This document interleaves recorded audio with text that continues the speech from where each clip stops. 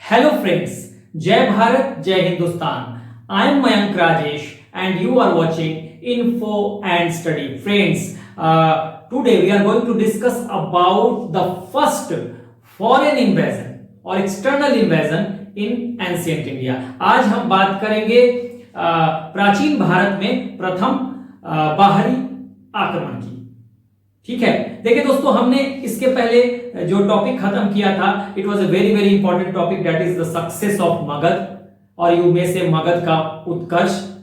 और वहां जाना था कि how did Magadh emerge strongest out of 16 mahajanapada in the 6th century BC. देखिए, थोड़ा सा हम एक मैप ड्रॉ करते हैं और उसके बाद हम इस टॉपिक को समझेंगे, एक्सटर्नल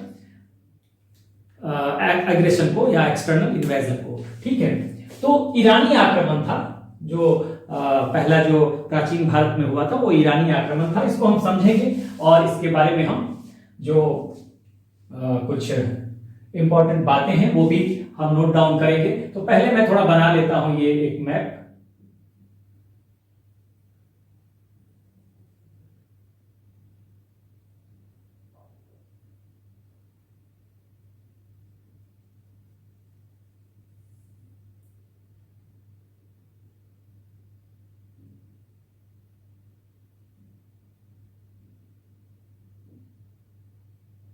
एक रफ मैप बनाएंगे।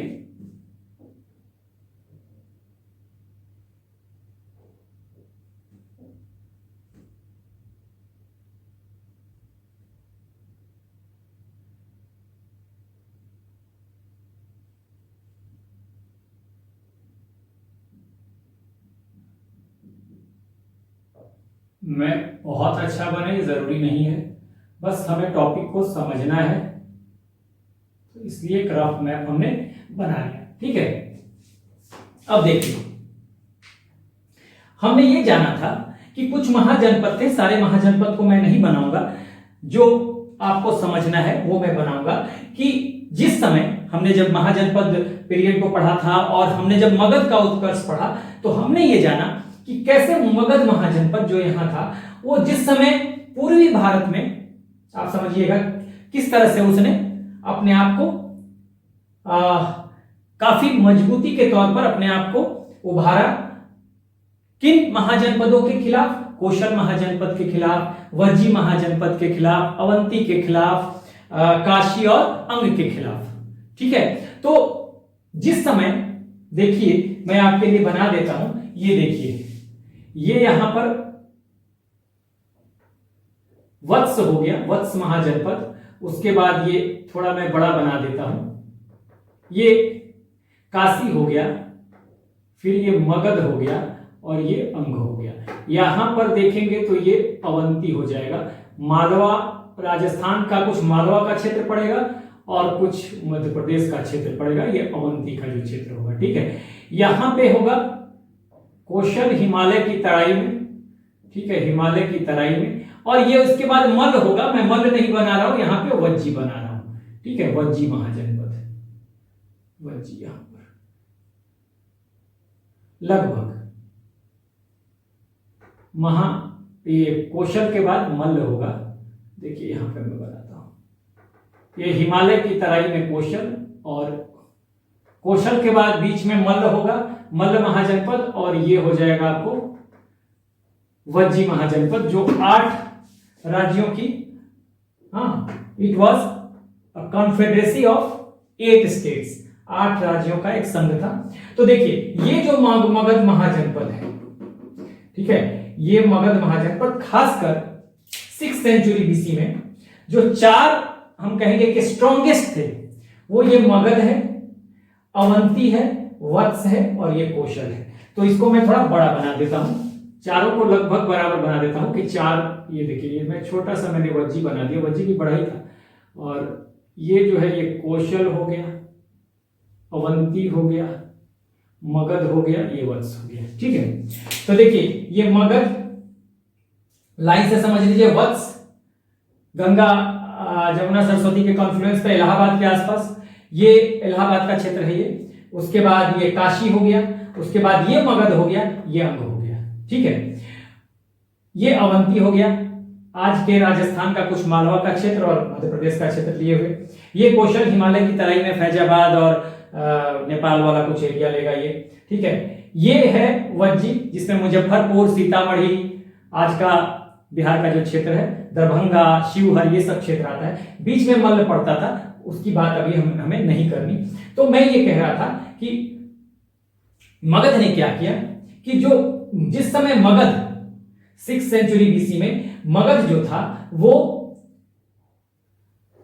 पूर्वी भारत में अपना एक्सपेंशन कर रहा था। In the time when Magadh was expanding itself in the eastern India, ठीक है ना। मगध ने कैसे अपना एक्सपेंशन किया था? मगध ने काशी को मिलाया था, मगध ने यहां अंग पे अटैक करके मगध का एक्सपेंशन किया था। उसके बाद मगध में कौशल मिल गया था और सबसे अंत में अवंती और वत्स को मगध में मिला लिया गया था। तो जिस समय ये पूर्वी भारत में मगध अपना विस्तार कर रहा था, उसी समय नॉर्थ वेस्टर्न इंडिया में, यानी कि उत्तर पश्चिमी पार्ट में हिस्से में, यहां पर छोटे छोटे प्रिंसिपलिटीज थे, लेकिन कोई भी इतना, हालांकि वो इंडिपेंडेंट थे, सारे इंडिपेंडेंट थे, लेकिन कोई भी इतना स्ट्रांग नहीं था मगध की तरह जो एक यूनाइट सिस्टम यहां पर दे पाता। वो अपना एक्सपेंशन करके सबको मर्ज कर पाता अपने आप में और एक यूनाइट सिस्टम दे पाता। तो इसलिए यहां सभी इंडिपेंडेंट हैं, कोई मगध जैसा किसी का अस्तित्व नहीं है। इसलिए सारे जो प्रिंसिपलिटीज हैं, वो प्रिंसिपलिटीज मतलब छोटे छोटे राज्य होंगे, हाँ, तो वो यहां पर मगध की तरह स्ट्रांग नहीं है। तो कोई भी नहीं है जो एक यूनाइट सिस्टम बना सके, हाँ, अपना एक्सपेंशन कर सके और यूनाइट कर सके उन स्टेट्स को, जैसे मगध ने किया। तो इसलिए इधर के जो भी प्रिंसिपलिटीज हैं या छोटे छोटे राज्य हैं, वो डिवाइडेड हैं आपस में। जब डिवाइडेड हैं तो नेचुरली इधर से उत्तर पश्चिम से आपको अटैक की संभावना है, ठीक है, अटैक की संभावना है। तो मैं आपको बताऊं कि इसी का फायदा उठाते हुए समझिए कि ये जो है ना, इधर ईरानी साम्राज्य था, ठीक है। एक तरह से देखिए, ये पूरा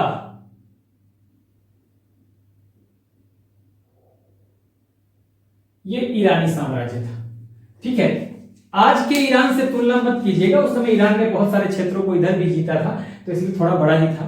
तो ईरानी साम्राज्य था। और बाद में ईरान ने क्या किया, ये इधर का क्षेत्र जीता, ठीक है ना, इधर का कुछ क्षेत्र जीत लिया। इसमें कौन सा क्षेत्र था? ईरान ने जीता कंबोज, पहले कंबोज, फिर गांधार, और देखिए इधर का, देखिए इधर मैंने नहीं बनाया, ये देखिए, ये जो है ना, ये वाला क्षेत्र है, ये पूरा क्षेत्र, यहां अगर देखें तो इस तरह का,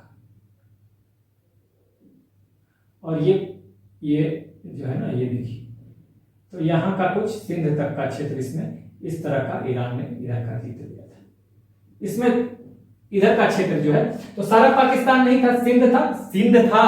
आपको नॉर्थ वेस्ट फ्रंटियर में कंबोज और गांधार था, ठीक है, वो जीत लिया गया था। ये पूरा मैं एग्जैक्ट नहीं बना रहा हूं, ये देखिए, ये जो सिंध पड़ता है ना, ये ठीक इसके अपोजिट अगर देखेंगे तो इधर आपको बलूचिस्तान भी पड़ेगा। इस तरह से अगर आएंगे आप, देखिए इस तरह से अगर आएंगे तो ये बलूचिस्तान का पार्ट भी पड़ेगा, ठीक है, बलूचिस्तान का पार्ट भी पड़ेगा। लेकिन सारा नहीं जीता था, बलूचिस्तान वाला पार्ट नहीं था, इसके पास कुछ सिंध का पार्ट हो जाएगा, ठीक है, ये गुजरात के अपोजिट कुछ सिंध का पार्ट, बलूचिस्तान इधर हो जाएगा। हाँ, एग्जैक्ट मैप नहीं बना रहा हूं, बट आपको इससे आइडिया लग जाएगा। तो ये सिंध जस्ट गुजरात के अपोजिट सिंध है, इधर इसके अपोजिट, ठीक है, ये पूरा गुजरात और ये सब लिए हुए, तो ये सिंध है, ठीक है। तो आप देखेंगे कि ये जो स्थिति है कि यहां पर सिंध है और इधर गांधार था, मैंने बताया था गांधार, और इधर कंबोज, पहले कंबोज और फिर गांधार, पाकिस्तान वाले क्षेत्र में ही था, ठीक है। तो ये अगर आप देखें थोड़ा सा और आप पाकिस्तान के एरिया पर ही रख ले, बॉर्डर पे रख ले इसको, कि ये अगर कंबोज हो गया, ये कंबोज हो गया, ये गांधार हो गया मान लीजिए, ठीक है, गांधार हो गया, और ये वाला एरिया ये सिंध हो गया, इधर इधर का सिंध हो गया पूरा, ये पूरा पूरा सिंध हो गया। तो ये सारे एरिया को इसने जीत लिया, लेकिन नॉर्थ वेस्ट का इधर तो जीत ही लिया, सिंध भी जीत लिया, बलूचिस्तान वाला पार्ट जो है वो बाकी रहा, ठीक है। तो और वो था कैसे, वो सिंधु नदी के पश्चिम वाला, देखिए यहां से सिंधु नदी आएगा,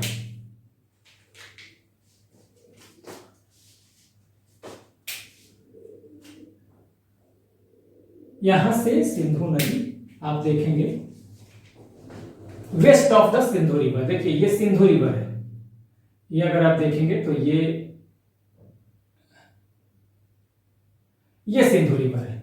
तो सिंधु के वेस्ट वाला पार्ट समझे ना, सिंधु के इंडस रिवर है, ये इंडस रिवर है, तो इसके वेस्ट में तो 3 पार्ट इसने जीता था ईरान ने, कंबोज, सिंध और कौन सा, कंबोज, ये कंबोज, गांधार और सिंध, ठीक है, कंबोज, गांधार और सिंध, ठीक है। तो ये पार्ट इसने जीता था ईरान ने, और इसे बना लिया था अपना 20वां प्रांत, ठीक है, 28th प्रोविंस बना लिया था, ठीक है। तो यही आज हम पढ़ेंगे, इसी के बारे में कुछ फैक्ट्स को हम नोट करेंगे, ठीक है। मेरे ख्याल से आपने इसको समझा होगा कि जिस समय पूर्वी भारत में मगध अपना एक्सपेंशन कर रहा था, हाँ, नॉर्थ वेस्ट में, भारत के उत्तर पश्चिमी प्रांतों में क्या हुआ था, अटैक हुआ था ईरानियों का, और उन्होंने कंबोज को और गांधार को और उसके अलावा सिंध को जीत लिया था, और जीतकर अपना 20th प्रोविंस बनाया था, 20वां प्रांत बनाया था, ठीक है ना। तो इसको अभी हम, और वो ये जो एरिया है आप समझ लीजिए सिंधु नदी है, सिंधु के पश्चिम के पार्ट है, सिंधु के वेस्ट के पार्ट है, ठीक है। तो ये हम अभी समझने वाले हैं, थोड़ा सा लिखेंगे, फिर हम इस मैप पे आएंगे, ठीक है। अब देखिए, अगर हम फॉरेन इन्वेजन की बात करें, ठीक है, अगर हम फॉरेन इन्वेजन की बात करें तो समझिए कि सबसे पहले आक्रमण की अगर बात की जाती है भारत में, तो बहुत सारी किताबों में आपको लिखा हुआ मिल जाएगा कि आर्य जो थे वो पहले आक्रांता थे, ठीक है, पहले आक्रांता थे, पहला इन्वेजन आर्यों ने किया है। लेकिन ये कंपटीशन के ख्याल से ये सही नहीं है, ऐसा कहने वाले कह सकते हैं, लेकिन आर्यों को हमने माना है मैक्स मुलर की थियरी के अनुसार कि वो बाहर से आए, फेजेस में आए, ठीक है, और आकर उन्होंने विसरणवादी सिद्धांत के तहत वो आकर बस गए। विसरणवादी सिद्धांत क्या होता है, हम यहां हैं और यहां आ गए और फिर हमने अपना विकास किया, ठीक है। तो इन्हें हम आक्रांता नहीं मान सकते, ठीक है। तो जो फॉरेन इन्वेजन की बात अगर हम करें तो फॉरेन इन्वेजन देखिएगा, अभी हम सारी चीजों को समझेंगे, अभी मैंने खाली एक इंट्रो दिया था आपको समझाने के लिए। फॉरेन इन्वेजन की बात करें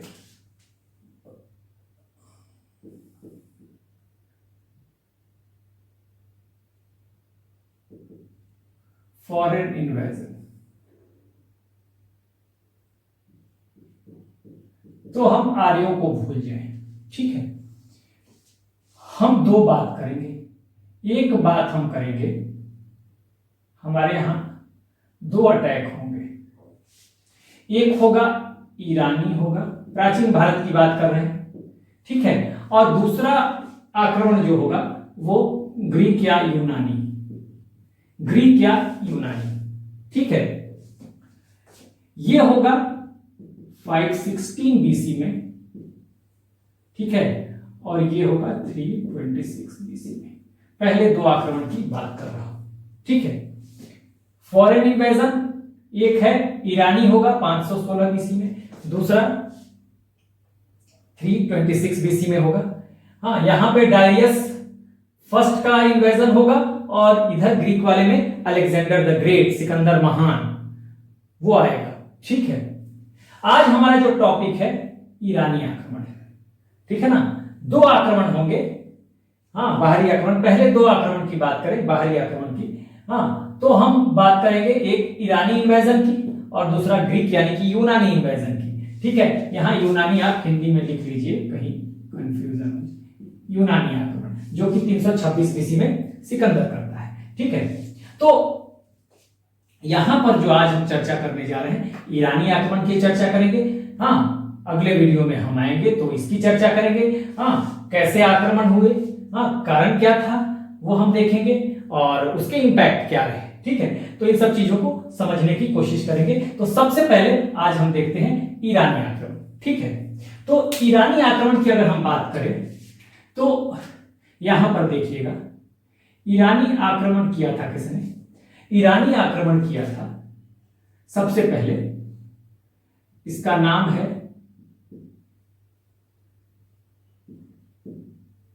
डायरियस फर्स्ट। ठीक है, या इसी को हम कहते हैं दारा प्रथम या दारा फर्स्ट या दार यहू भी कहते हैं। मैं इसको हिंदी में लिखता हूं दार यहू को, जैसे आप दार यहू प्रथम या फर्स्ट, एक ही व्यक्ति है। ठीक है, इसका आक्रमण होता है। ठीक है, और इसकी जानकारी हमें दो सोर्सेज से मिलेगी। सोर्सेज क्या है इसके?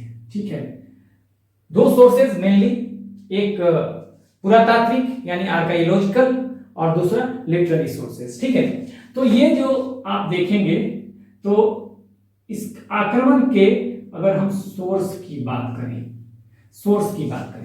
तो एक तो हो जाएगा, समझिएगा कौन सा,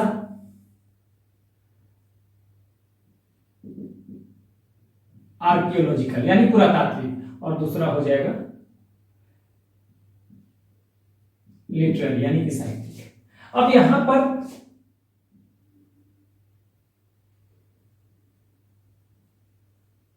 देखिए,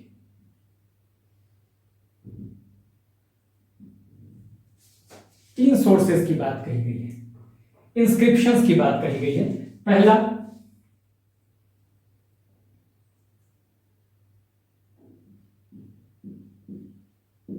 बेहिस्तून इंस्क्रिप्शन, INSCRI लिख दूं मैं, इंस्क्रिप्शन, बेहिस्तून इंस्क्रिप्शन ऑफ बेहिस्तून। दूसरा है पर्सिपोरस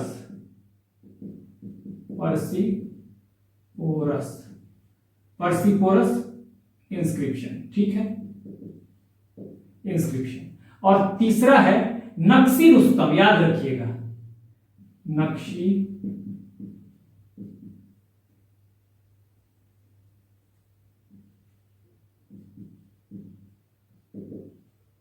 रुस्तम का इंस्क्रिप्शन। बेहिस्तून का अभिलेख, पर्सिपोरस का अभिलेख और नक्शी रुस्तम का अभिलेख, ये है आर्कियोलॉजिकल सोर्स, पुरातात्विक स्रोत जिसको कहते हैं। और दूसरा है लिटरेरी, तो यहां पे मैं लिटरेरी जो है देखिए, साहित्यिक, लिटरेरी। साहित्यिक सोर्स क्या है? देखिए, साहित्यिक सोर्स में अगर हम कहें तो यहां पर होंगे, एक व्यक्ति थे हेरोडोटस। ठीक है, हेरोडोटस, इनको कहा गया है फादर ऑफ हिस्ट्री, ये तो सबको पता होगा। ठीक है, तो इनकी एक बुक है। ठीक है ना, ये बुक कौन सी है? बुक का नाम है द हिस्टोरिका, इस किताब का नाम है। ठीक है, इसमें इन्होंने क्या लिखा? इसमें इन्होंने लिखा कि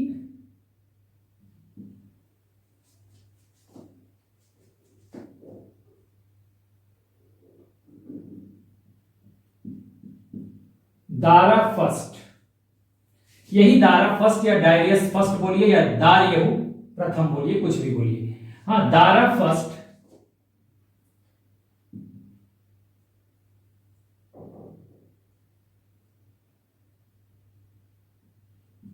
invaded India.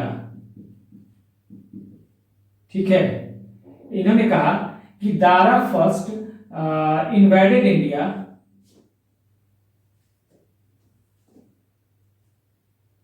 And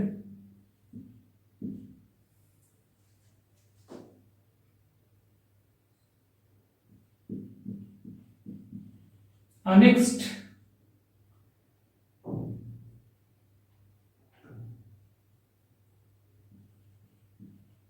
Kamboj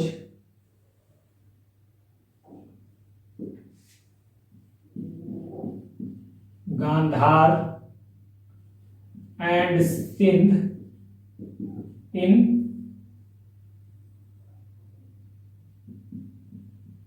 Irani empire, ईरानी साम्राज्य में मिला लिया। देखिए दारा फर्स्ट अगर छोटा हो तो मैं बोल रहा हूं, दारा फर्स्ट ने इस हिस्टोरिका में क्या लिखा हुआ है कि दारा फर्स्ट ने भारत पे अटैक किया पश्चिमोत्तर प्रांत में, और उसने क्या किया कि गांधार को, सिंध को और कंबोज, गांधार और सिंध को इसने मिला लिया कहां पे, ईरानी एम्पायर में। अब एक चीज जान लीजिएगा, इसी ईरानी एम्पायर को अगर हम फॉरेन इन्वेजन की बात करें तो इस ईरानी एम्पायर को हम कुछ और नामों से जानते हैं, जैसे ईरानी साम्राज्य को कहेंगे, इसी को आप कहेंगे फारसी भी, फारसी, इसी को आप कह सकते हैं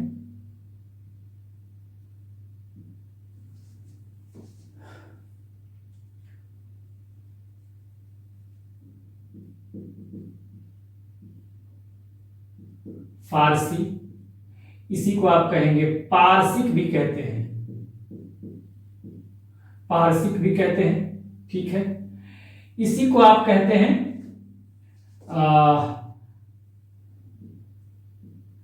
आप इसी को कहते हैं हखामनी, ठीक है ना। देखिए मैं हिंदी में लिखता हूं, एक अकामेनियन भी बोलते हैं, आप एनसीईआरटी आरएस में जाइएगा, हिंदी में हखामनी भी बोलते हैं। देखिए हखामनी, इसको आप इंग्लिश में लिख सकते हैं हखामनी करके, और ये भी लिखा हुआ आपको मिलता है अंग्रेजी में अकाईमेनियन।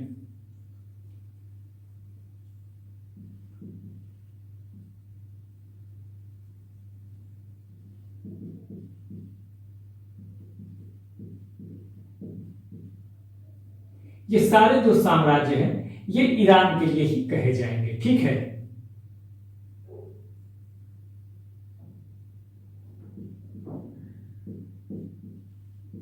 पारसिक, हखामनी, हखामनी को ही अंग्रेजी में आप, मुझे लगता है कि ये लिखा जाता है, अगर एनसीईआरटी में देखेंगे तो इसी को लिखा जाता है अकामेनियन भी। देखिए होता क्या था, हखामनी क्यों कहते हैं, तो ये तो पारसिक, फारसी, ईरानी, ये तो नाम ही हो गया ईरान से है। देखिए डायरियस फर्स्ट, जैसे यहाँ पे वंश चलता था ना, आपने मगध पढ़ा तो उसमें हर्यक वंश आपने पढ़ा, हर्यक डायनेस्टी पढ़ा, उसके बाद आपने शिशुनाग डायनेस्टी पढ़ा, उसके बाद आपने नंद डायनेस्टी पढ़ा, आगे आप मौर्य डायनेस्टी पढ़ेंगे। तो जो वंश चलता है राजाओं का, वैसे ही ईरान में भी एक हखामनी वंश था, उसी वंश का ये राजा था डायरियस, ठीक है। दारा फर्स्ट जो था उसी वंश का राजा था, और इसीलिए इसको हखामनी आक्रमण भी कहते हैं, ठीक है ना। तो ये बात है। अब ये जो था क्या लिखा था कि दारा प्रथम ने या डायरियस प्रथम ने या दारयहू प्रथम ने क्या किया,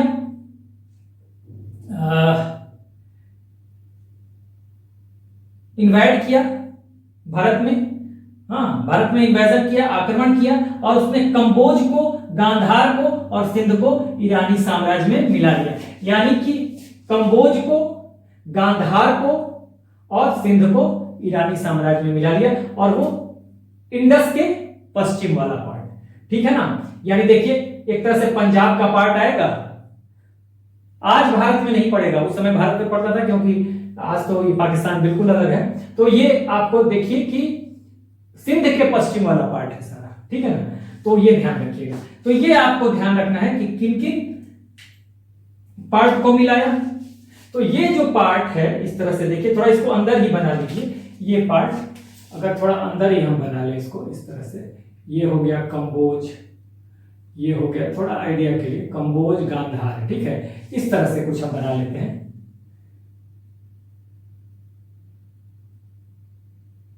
ये आगे है, देखिए ये ऐसे बनेगा, आगे और ऊपर जाएगा ये, अगर देखें तो और ऊपर जाएगा ये, इस तरह का पूरा जाएगा। ठीक है, तो ये कम्बोज हो जाएगा।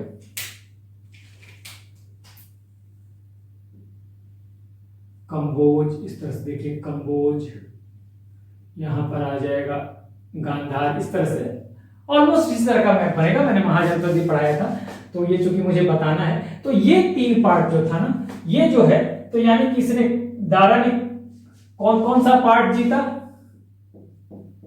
दारा फर्स्ट,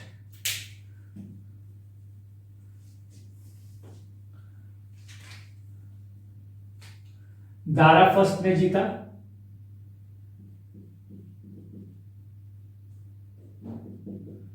कौन कौन सा?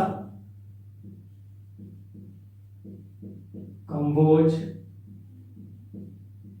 गांधार और सिंध, ये जीता दारा फर्स्ट में। ये हो गया, देखिए ऑलमोस्ट कंबोज, यहां पर ये कंबोज हो गया, ये जी मैंने गांधार से कर दिया और ये सिंध कर दिया, सिंध वाला ये सारा पार्ट आ जाएगा। तो इस तरह से कंबोज, गांधार और सिंध जीता दारा फर्स्ट ने, और उसको मिला लिया ईरानी साम्राज्य। उसके अलावा और क्या जानकारी मिलती है? उसके अलावा जानकारी ये मिलती है कि जब ये जीतेगा तो ईरानी एम्पायर, एंड यहां पर लिखिए next Kamboj and made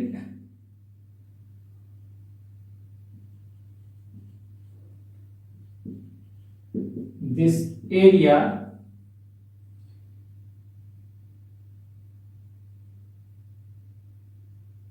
and made this area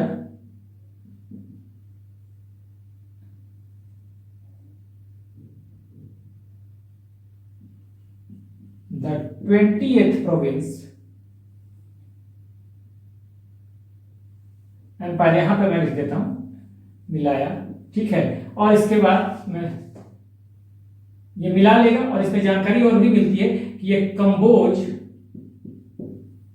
Gandhara और सिंध। ठीक है, यहां से आपको मैप से ऑलमोस्ट आइडिया तो मिल ही गया होगा। ठीक है, ये मत समझिएगा कि मैं एग्जैक्टली लोकेशन ढूंढ के रखूंगा, वैसा नहीं होता। ठीक है, तो ये कंबोज ऊपर वाला जो बोला है, उसके बाद गांधार, ये सिंध ऑलमोस्ट। तो देखिए अब इन तीनों को बना दिया उसने क्या?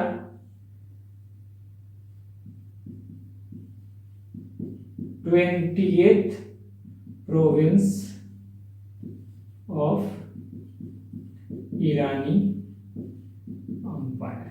ठीक है,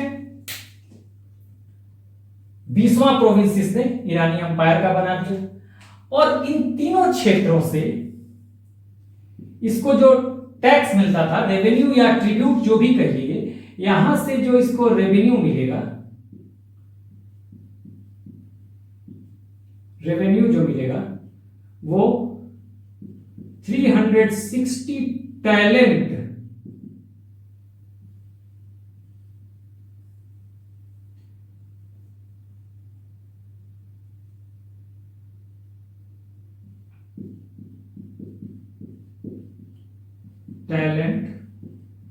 गोल्ड कॉइन्स। ठीक है, टैलेंट गोल्ड कॉइन्स, ध्यान रखिएगा, टैलेंट गोल्ड, ये स्वर्ण मुद्राएं होंगी। गोल्ड कॉइन्स देखिएगा, ये पूरा समझिएगा। मुझे लगता है मैप से आपने बहुत कुछ समझा होगा। जिस समय मगध अपना विस्तार कर रहा था, इधर भारत के उत्तर पश्चिम प्रांत में कोई ऐसी ताकत नहीं थी जो छोटे छोटे प्रिंसिपलिटीज को मिला सके आपस में, इसलिए ईरानी आक्रमण होता है। ठीक है, और ईरानी आक्रमण किसका होता है? डारियस फर्स्ट का। कब होता है? 516 बीसी में। ठीक है, या दारा प्रथम या दारयहू प्रथम, कुछ भी कहिए। सोर्सेज क्या क्या हैं? आर्कियोलॉजिकल सोर्सेज देखिए, बेहिस्तून इंस्क्रिप्शन, पर्सिपोरस इंस्क्रिप्शन और नक्सी रुस्तम इंस्क्रिप्शन। इंस्क्रिप्शन को अभिलेख कहेंगे। ठीक है, और लिटरेरी यानी साहित्यिक सोर्स में हेरोडोटस हैं, जिनको फादर ऑफ हिस्ट्री कहा जाता है। हाँ, इतिहास का पिता कहा जाता है या जनक कहा जाता है, उनकी एक बुक है कौन सी, द हिस्टोरिका। उसमें लिखा हुआ है, ये जानकारी है कि दारा प्रथम ने भारत को इन्वाइट किया, भारत पे आक्रमण किया और कंबोज, गांधार और सिंध को ईरानी साम्राज्य में मिला लिया और उसको क्या बनाया, उसको बनाया 20th प्रोविंस ऑफ ईरानी अंपायर, ईरानी साम्राज्य का 20वां प्रांत बना दिया। और इससे उसको कितना रेवेन्यू मिलता था, 360 talent gold coins, which is, समझ जाइएगा, ये रेवेन्यू जो है 1/3 ऑफ ईरानी एम्पायर, जो कि ईरानी एम्पायर जो उस समय एशिया में था उसका 1/3 ये रेवेन्यू था। अभी मैं समझाऊंगा आपको, ठीक है, मैप में भी समझाऊंगा। तो देखिए 360 टैलेंट गोल्ड, ठीक है, यहां पे समझिएगा, हमने बताया कि ये कंबोज,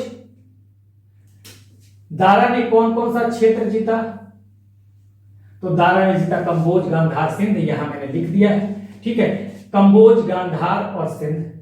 और इसी से इसको मिलता था कितना, यही से इसको मिलेगा, देखिए ये तो जीता है इसने 3 पार्ट, तो यहां से इसको मिलेगा कितना, 1/3। और ये जो ईरानी साम्राज्य है यहां से मिलेगा, अगर 1/3 यहां से मिला तो 1/3 यहां से मिला तो यहां से 2/3, यानी 2/3 ये ईरानी साम्राज्य भारत वाले एरिया को छोड़ के, यानी कंबोज, गांधार और सिंध को छोड़ के 2/3 यहां से मिला और कंबोज, गांधार और सिंध वाले एरिया से 1/3 मिला, यानी कि 1/3 हिस्सा मिला, ठीक है। अब तक इसके पास 19 प्रांत थे, ये जीत लिया कौन सा, कंबोज, गांधार और सिंध, और इसे 20वां प्रांत बना लिया, ठीक है। तो मेरे ख्याल से आपने समझ लिया होगा इसको। तो ये एक हमने आपको खाका दे दिया। अब और चीजें समझनी है इसमें कि देखिए, क्या ये पहला अटैक था, अटैक पहला तो नहीं था, ये पहला सक्सेसफुल अटैक था, ठीक है, पहला सक्सेसफुल अटैक था, आप कह सकते हैं। ये जो अटैक है डायरेस का, ये सक्सेसफुल अटैक था,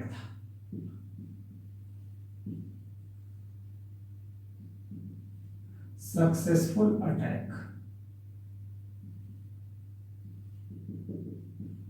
फर्स्ट सक्सेसफुल अटैक था। अगर फर्स्ट सक्सेसफुल अटैक है तो अनसक्सेसफुल अटैक भी हुआ होगा, ठीक है। तो वो क्या था, साइरस सेकंड था। यहां पे देखिए, ये मैं मिटा रहा हूं, ठीक है, ये मैं मिटा रहा हूं, पारसी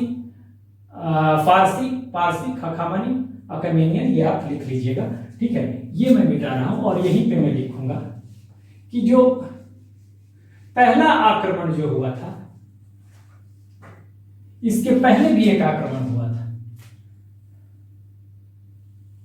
देखिए, ये किया था साइरियस सेकंड ने, साइरस सेकंड जो भी आपको मिल जाए, सेकंड ने किया था। और कहां पे किया था,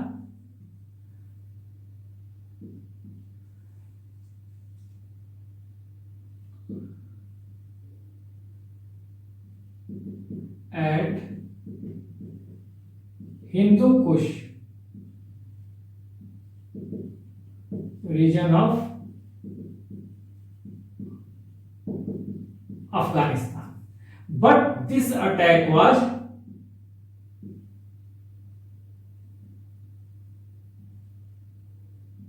आप फेलियर था। ये कैसे लिखिए, फेलियर था, अनसक्सेसफुल था, अनसक्सेसफुल ही कर दीजिए, अनसक्सेसफुल, ये ज्यादा सही वर्ड है। यानी कि साइरस सेकंड का पहला अटैक था हिंदू कुश रीजन अफगानिस्तान, यानी कि इस क्षेत्र में किया होगा इसने, लगभग ये अफगानिस्तान वाला जो क्षेत्र होगा ना, तो यहां पे अटैक किया होगा, ठीक है।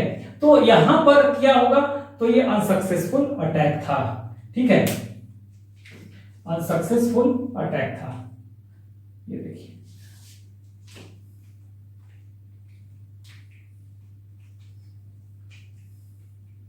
तो अब हमने क्या समझा, देखिए कि यहां पर आपको ध्यान रखना है, अगर पूछा जाए कि पहला अटैक कौन सा था, तो पहला अटैक तो साइरस का था। पहला सक्सेसफुल अटैक किसका था, तो पहला सक्सेसफुल अटैक डायरियस फर्स्ट या दारा फर्स्ट या दारयहू प्रथम, जो भी है। हाँ, और फर्स्ट अनसक्सेसफुल अटैक की बात कही जाएगी तो साइरियस सेकेंड की बात कही जाएगी। ठीक है, कहां पे, हिंदू कुश रीजन में, अफगानिस्तान वाले क्षेत्र में, और ये था अनसक्सेसफुल। ठीक है, ये अनसक्सेसफुल था। ठीक है, उसके बाद हमने बता दिया था ईरानी अटैक को ही हम लोग हखामनी अटैक भी कहते हैं, पारसी भी कहते हैं, फारसी भी कहते हैं, पारसिक भी कहते हैं, कुछ भी अगर आ जाए तो वही होगा। हखामनी इसलिए कहते हैं क्योंकि ये एक वंश चला रहा था, उसी वंश का था ये डायरियस फर्स्ट। ठीक है, फर्स्ट सक्सेसफुल अटैक ध्यान रखना है डायरियस फर्स्ट का ही होगा। ठीक है, और आपको याद रखना है, अगर आ जाए कि किस इंस्क्रिप्शन में मिलता है भाई, अगर आर्कियोलॉजिकल सोर्सेज की बात हो जाए तो बहिस्तून में, पर्सिपोरस में, नक्शी रुस्तम में, ये 3 अभिलेख हैं। ये सोर्स में अगर देखा जाए, स्रोतों में, तो ये पुरातात्विक स्रोत हैं, आर्कियोलॉजिकल सोर्सेज है, और साहित्यिक यानी कि लिटरेरी सोर्सेज में ये आपको हेरोडोटस याद रखना है। हेरोडोटस की बुक कौन सी है, हिस्टोरिका, और इसी में लिखा हुआ है दारा प्रथम ने या डायरियस फर्स्ट ने या दारयहू फर्स्ट ने भारत पे अटैक किया, नॉर्थ वेस्ट पार्ट में उसने कंबोज जीता, उसने गांधार जीता, उसने सिंध जीता, और उसने इसको अपना 20th प्रोविंस बना लिया, इस पूरे एरिया को।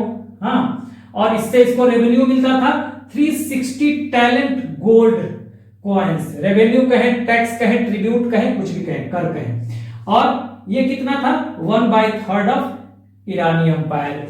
ठीक है, मैंने बता दिया 1/3 ऑफ ईरानी एम्पायर, और यही 1/3 जो था ना, ये 1/3 जो है यही था आपको 360 टैलेंट। ठीक है ना, यही 1/3 जो है 360 टैलेंट था। तो ये मेरे ख्याल से आपने इसको समझ लिया होगा। अब हम इसके कुछ इंपैक्ट की बात करेंगे। ये जो ग्रीक वाला है ना, अलेक्जेंडर द ग्रेट जो है, इसको तो हम अगले वीडियो में करेंगे। ठीक है ना, अब हम ये इस ईरानी आक्रमण के इंपैक्ट की बात करेंगे। ठीक है ना, प्रभाव क्या पड़ा ईरानी आक्रमण का, तो इसे मैं मिटाता हूं और फिर हम बढ़ते हैं।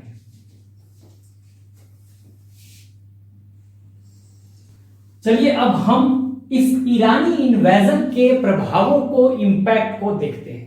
देखिए, अगर हम इंपैक्ट की बात करें, यहां पे मैं लिख रहा हूं इंपैक्ट। ठीक है, इंपैक्ट लिख रहा हूं, तो देखिए, अगर हम पहली बात देखें तो ईरान में एक परंपरा थी, ये पिलर है, पिलर के ऊपर ये लोग इंस्क्राइब करवाते थे, उत्कीर्ण करवा के लिखवाते थे। हाँ, अगर कहीं युद्ध जीता या कोई ऐसी इंपॉर्टेंट बात हो गई तो उसको ये लोग पिलर पे लिखवा देंगे। ठीक है, तो क्या होगा, ये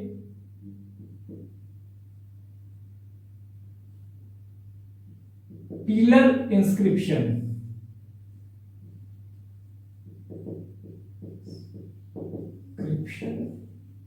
स्तंभ लेख भारत में भी शुरू हो गया। इंपैक्ट ये था, और शुरू किसने किया, स्टार्टेड बाय अशोका। अशोक ने स्टार्ट किया। अशोक कौन थे, मौर्य साम्राज्य के शासक थे, मौर्य साम्राज्य की स्थापना की थी। आगे पढ़ेंगे हम लोग। चंद्रगुप्त मौर्य ने, मैंने बताया नहीं था पिछले वीडियो में कि चंद्रगुप्त मौर्य कौटिल्य या चाणक्य की सहायता से वो मौर्य साम्राज्य की स्थापना करेंगे। उनके बाद उनके बेटे आएंगे बिंदुसार, और फिर ये अशोक। ठीक है, तो अशोक ने ये किसके इन्फ्लुएंस में शुरू कराया था, इन्फ्लुएंस किसका था, ये जो शुरू किया, इन्फ्लुएंस ईरान का था। अशोक ने पिलर इंस्क्रिप्शन शुरू किया, स्तंभ लेख या स्तंभों पे लेखों को उत्कीर्ण कराने का काम किया। हाँ, उत्कीर्ण कराने मतलब उसमें लिखा जाता है, खुदाई करके भी उसको गहरा गहरा उसको खोद के लिखा जाता है, तो वो कहा जाता है उत्कीर्ण करना। ठीक है, तो वो कराना शुरू किया किसने, अशोक ने। तो अशोक ने ईरानी प्रभाव में पहली बार भारत में पिलर इंस्क्रिप्शन शुरू करवाया। हाँ, पिलर इंस्क्रिप्शन शुरू हो गया भारत में, इस पार्ट में, नॉर्थ वेस्ट वाले पार्ट में किसने शुरू किया, अशोक ने पहली बार। किसके इन्फ्लुएंस में, किसके प्रभाव में, ईरान के प्रभाव में, ध्यान रखिएगा। तो ये आपका सवाल बनता है कि सबसे पहले भारत में पिलर इंस्क्रिप्शन या स्तंभ लेख की शुरुआत किसने की, तो अशोक ने की। और ये भी आ सकता है कि अशोक ने किसके प्रभाव में पिलर इंस्क्रिप्शन की शुरुआत की पहली बार भारत में, तो आप कहेंगे ईरान के प्रभाव में। ठीक है, ये दूसरी बात देखिए, ये तो एक नंबर हो गया। अब दूसरी बात देखिए, ठीक है, दूसरी बात क्या थी, देखिए, ईरान में पिलर के ऊपर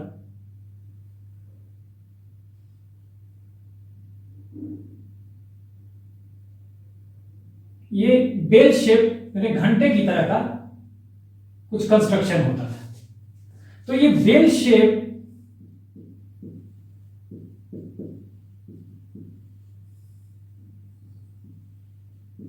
कंस्ट्रक्शन, ठीक है,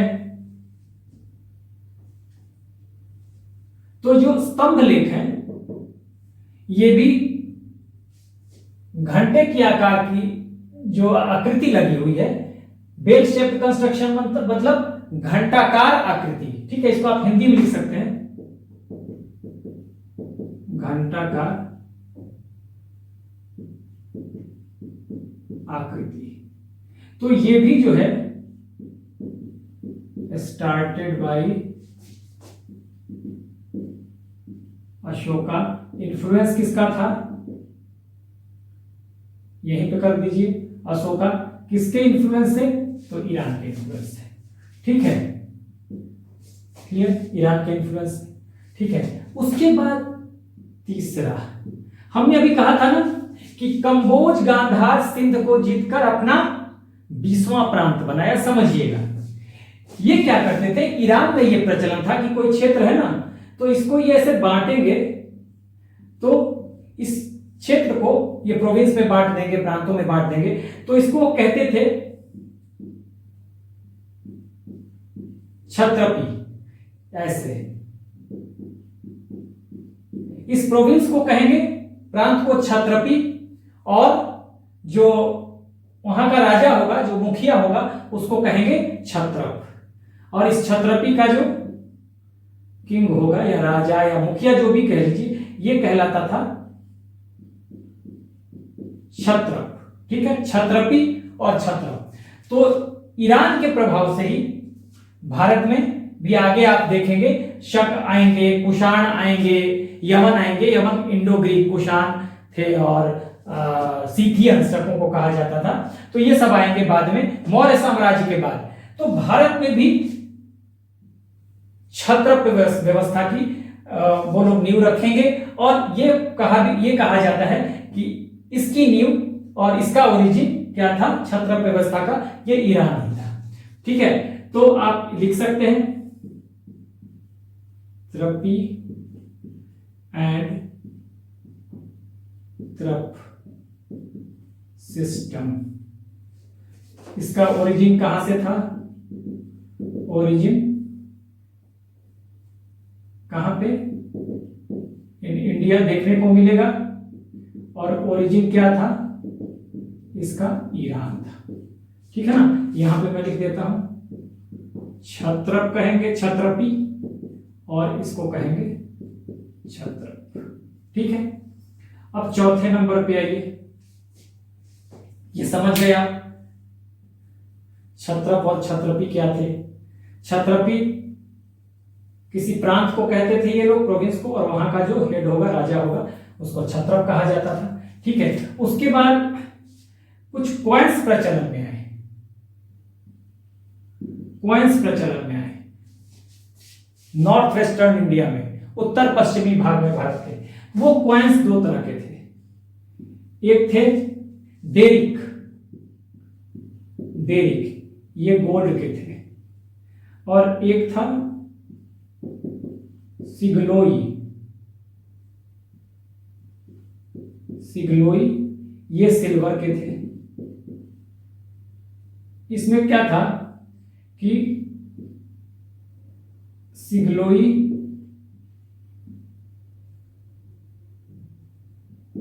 की संख्या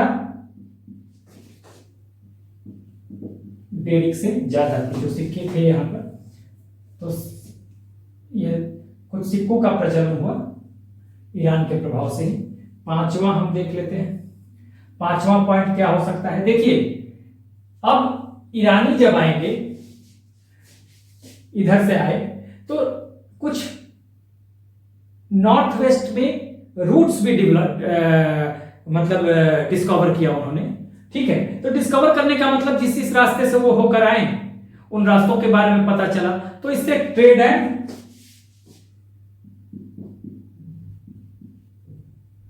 एंड कॉमर्स, ठीक है, या ट्रेड एंड कॉमर्स की अगर बात होगी तो ट्रेड रूट्स के बारे में पता चलेगा। ठीक है ना, ट्रेड रूट्स के बारे में पता चला, व्यापारिक मार्ग, नए व्यापारिक मार्ग कर दीजिए।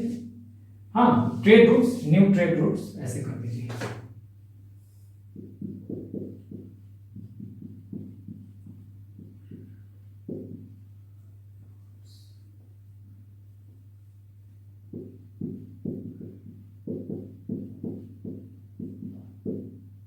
नए व्यापारिक मार्ग ढूंढे गए। उसके बाद देखिए, एक छठे में ईरान की एक स्क्रिप्ट थी, लिपि जिसको कहते हैं। हाँ, ईरान की एक स्क्रिप्ट है अरमाइक लिपि, अरामाइक, ठीक है ना, अरामाइक, अरामाइक लिपि, ठीक है ना। ठीक है, ये स्क्रिप्ट है, अरामाइक स्क्रिप्ट है। ठीक है, और इसी से जब आक्रमण होता है तो ईरान का प्रभाव क्या पड़ता है, यहां की जो अरामाइक स्क्रिप्ट है, अरामाइक लिपि स्क्रिप्ट कह सकते हैं आप, स्क्रिप्ट, इससे ओरिजिन होता है भारत में एक नई लिपि का, और उस लिपि को कहते हैं खरोष्ठी।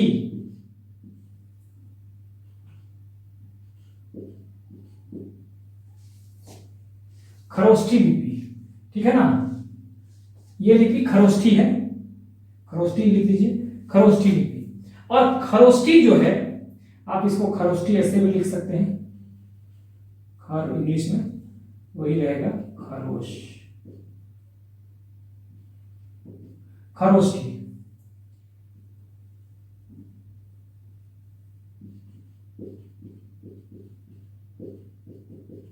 खरोष्ठी, ये ओरिजिन है खरोष्ठी लिपि का।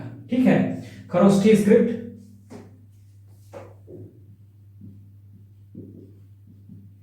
और ये लिखा कैसे जाएगा, ये लिखा जाएगा राइट टू, ऐसे है ना, ये अगर है, ये राइट टू लेफ्ट लिखा जाएगा। ये जो लिपि होगी खरोष्ठी लिपि, लिखा जाता है राइट टू लेफ्ट, ध्यान रखिएगा।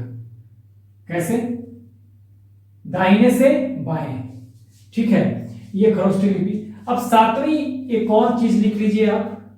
ठीक है, सातवीं चीज आप लिखिए कि यहां पे मैं लिख देता हूं, अगर सातवें नंबर पे लिखना हो तो यहां पे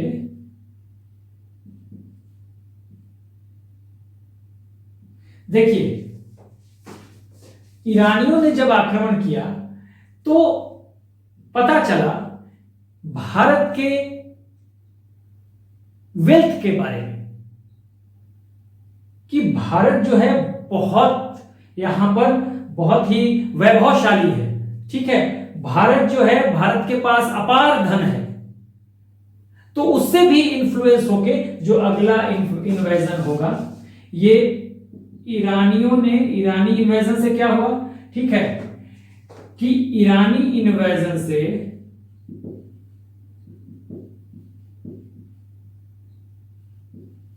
ग्रीक्स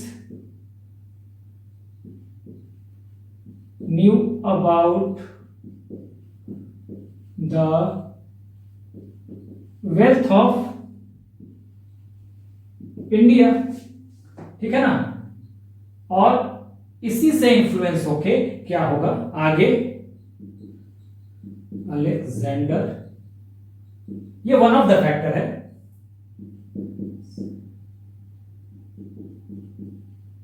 इन्वेजन इन 326 BC। ठीक है ना, देखिए ईरानी इन्वेजन से क्या हुआ, ये डिस्कवर हुआ, ग्रीक्स को पता चला, यूनानियों को पता चला कि भारत के पास अपार धन है। भारत जो है बहुत मतलब वैभवशाली देश है। ठीक है, धन की कमी नहीं है। तो इससे भी इन्फ्लुएंस होके जो बाद का इन्वेजन होता है 326 BC में अलेक्जेंडर का, यानी कि अलेक्जेंडर द ग्रेट इसको कहते हैं, इसको सिकंदर भी आप लिख सकते हैं, सिकंदर महान। ये बाद में होगा, जिसे हम अगले वीडियो में देखेंगे। तो यहां पर हमने क्या क्या जाना कि ईरानी आक्रमण का जो इंपैक्ट था, पहला तो देख लीजिए, ईरान में एक प्रचलन था, वो उत्कीर्ण करवाते थे पिलर्स पे, स्तंभों पे। अगर कोई लड़ाई जीत लिया या कुछ और इंपॉर्टेंट बात हो गई तो उन्होंने पिलर पे लिखवा दिया। तो पिलर इंस्क्रिप्शन की शुरुआत भारत में हुई। शुरुआत किसने की? अशोक ने। ये इंपॉर्टेंट बात है, याद रखिए। किसके इन्फ्लुएंस में? ईरान के इन्फ्लुएंस में। ये सवाल बनता है। उसी तरह से पिलर के ऊपर बेल शेप, घंटाकार आकृति होगी। ठीक है ना, कंस्ट्रक्शन होगा। ये भी घंटाकार आकृति अशोक ने शुरुआत करवाया था और इसका भी इन्फ्लुएंस ईरान से। ठीक है, उसके बाद क्षत्रपी एंड क्षत्रप प्रणाली, क्षत्रपी एंड क्षत्रप सिस्टम। मैंने बता दिया कि जो प्रोविंस होता था वो अपने पूरे साम्राज्य को या पूरे एरिया को, जो भी एरिया होता था उसको प्रोविंसेस में उन्होंने बांटा था ईरानियों ने। उस प्रोविंस को या प्रांत को कहा जाता था क्षत्रपी, और वहां का जो राजा होगा, जो हेड होगा, जो मुखिया होगा, जो किंग होगा, उसको वो कहेंगे क्षत्रप। तो ये भारत में ईरान की ही देन है। ओरिजिन कहां से है? भारत में बाद में शक आएंगे, यवन आएंगे, हाँ कुषाण आएंगे, तो उस समय आप देखेंगे कि ये व्यवस्था आपको देखने को मिलेगी। तो ये शुरुआत भी एक तरह से, उसका ओरिजिन जो है वो माना जाता है भारत में क्षत्रपी या क्षत्रप प्रणाली का। तो ये माना जाता है, इसी पार्ट में होगा। यहाँ पे शक, यवन, शक, यवन और कुषाण ये सब आएंगे। ठीक है, कनिष्क तो आगे भी बढ़ेगा। ठीक है, तो ये आपको ईरान ही है। उसके बाद क्वाइंस मिले, यानी मुद्राएं, डेरिक और सिग्लोई का प्रचलन हुआ भारत में। गोल्ड और सिल्वर, डेरिक गोल्ड के सिक्के थे और सिग्लोई जो थे वो चांदी के सिक्के थे, सिल्वर के। सिग्लोई की संख्या ज्यादा होगी। ठीक है, उसके बाद आ जाए कि डेरिक क्या था या सिग्लोई क्या था, ऑप्शन में आ सकता है। ठीक है, न्यू ट्रेड रूट्स पता चला, नए व्यापारिक मार्ग, ये बता दिया। ईरान, अरामाइक स्क्रिप्ट ईरान का था। हाँ, अरामाइक लिपि, ये लिपि ओरिजिन रहा खरोष्ठी का। ठीक है, खरोष्ठी का, जो कि भारत में जिसका प्रचलन बाद में हुआ, खरोष्ठी स्क्रिप्ट। और ये खरोष्ठी लिखा जाता है दाहिने से बाएं, राइट टू लेफ्ट। एक ये बात हो गई। और ईरानी इन्वेजन ने यूनानियों को ये जानकारी दे दी, यानी कि इससे यूनानियों को, ग्रीक्स को ये पता चला कि भारत जो है अपार वैभव का स्वामी है, तो इसलिए हम चलते हैं और वहां अटैक करते हैं। And it was one of the factor Sikandar के आक्रमण का, जो कि हम लोग आगे देखेंगे। तो ये हमने पूरा चैप्टर खत्म किया। और ये मैं बता दूं ये जो पूरा चैप्टर है इससे आपको मेंस में शायद सवाल ना बने, लेकिन यूपीपीसीएस, यूपीएससी और तमाम तरह के स्टेट्स एग्जामिनेशन और अन्य नेट, जेआरएफ उसमें के जो एग्जामिनेशन होंगे उसमें ऑब्जेक्टिव टाइप सवाल बनेंगे, बनते हैं, बनते रहेंगे, पहले भी बने हैं। तो इसको आप एक बार ध्यान से देखेंगे तो सब कुछ आपको क्लियर हो जाएगा और इससे कोई सवाल गलत नहीं होगा, बहुत आसान टॉपिक है। So this is the end of the video. Do like, share and subscribe. Take care.